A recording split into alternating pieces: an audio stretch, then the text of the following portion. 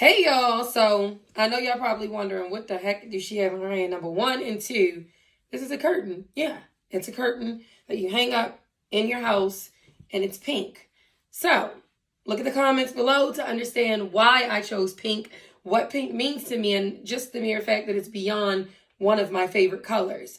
Now, I saw this on the Alexander Wang 2018 Spring Runway, and I was like, you know what? I like that dress here, if you want to take a look at where this was inspired from. And I wanted to recreate that when I immediately saw this. Now, to FYI, I saw this in the summertime at the beginning of the summer, like around June. And I said, you know what? I'm going to get this curtain because I can hack it into something, but I never did anything with it when I first thrifted it. So I let it sit in my closet all summer long, even knowing that I had the inspo pick from the Alexander Wang runway. And I said, you know what?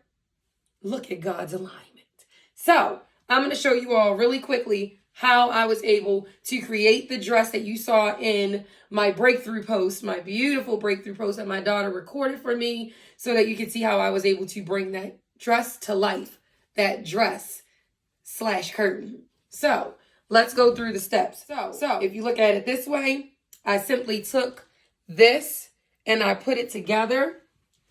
So I just took a safety pin and I put these two pieces together like so.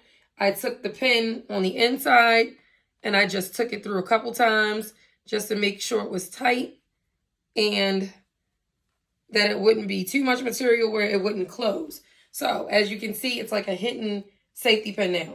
I took it over in my neck and draped it like so. And while I draped it, obviously in the video, you didn't see anything underneath because there was nothing underneath.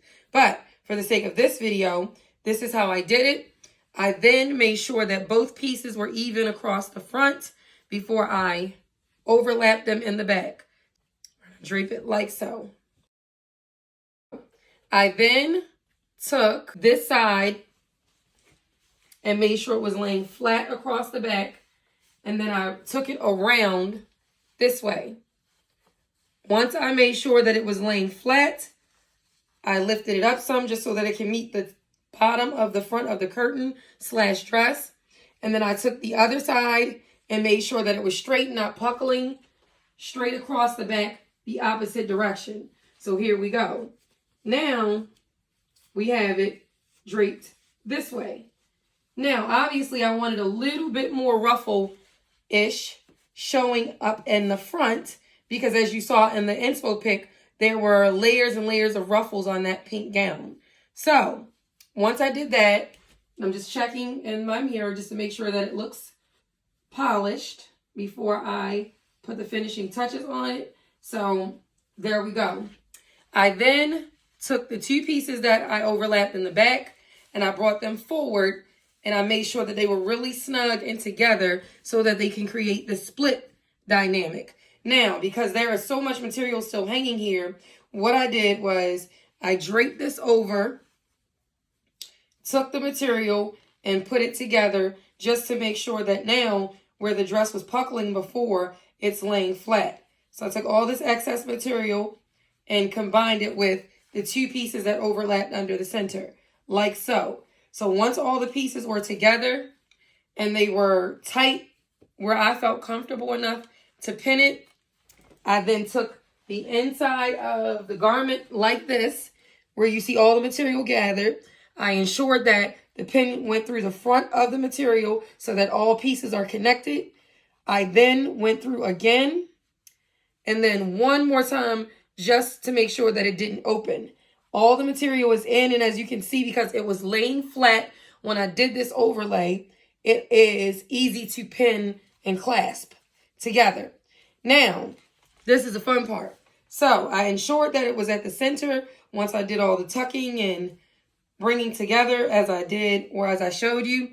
I made sure the split was still there. And then this is the fun part because now my famous Amos thrifted belt that I love so much, I took this, ensured that the ruffles were up first, and I put it underneath the ruffles, but I made sure it was over top of the set of ruffles that I took out of the bottom of the dress, remember. So once I did that, I brought it around And then I tighten the belt because this is one of those ones where once you tie it, it tightens it up like almost like one of the corsets from back in the day. So it tightens up the waist to make sure that there's a more snatched at the waist look. And then I tied it to make sure that it stayed closed. And then the rest of the work was just moving it around to make sure everything was centered, that the right parts were tucked, and that the split was still intact. Now, underneath, I did have to tuck it under the belt a little bit just to bring it in so that when these shorts came off, my goods weren't showing. So, here you go with the invisible split. Here's the back so that you can see just how neat the back was overlapped. Now, my loves, after fiddling around with it in the mirror so that I could see it, as you can see, anything that you create a hack with, you are going to have to alter it and move it around. But this is the easiest hack ever because all I used was 2 safety pins and a belt to ensure that it brought the look together and made a more polished, finished look.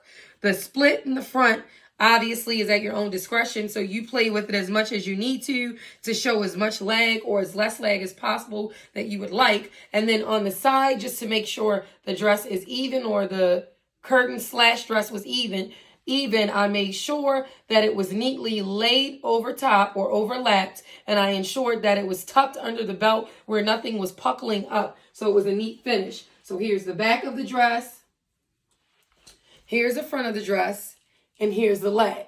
And there's the finished look. Talk to you guys in the next hack.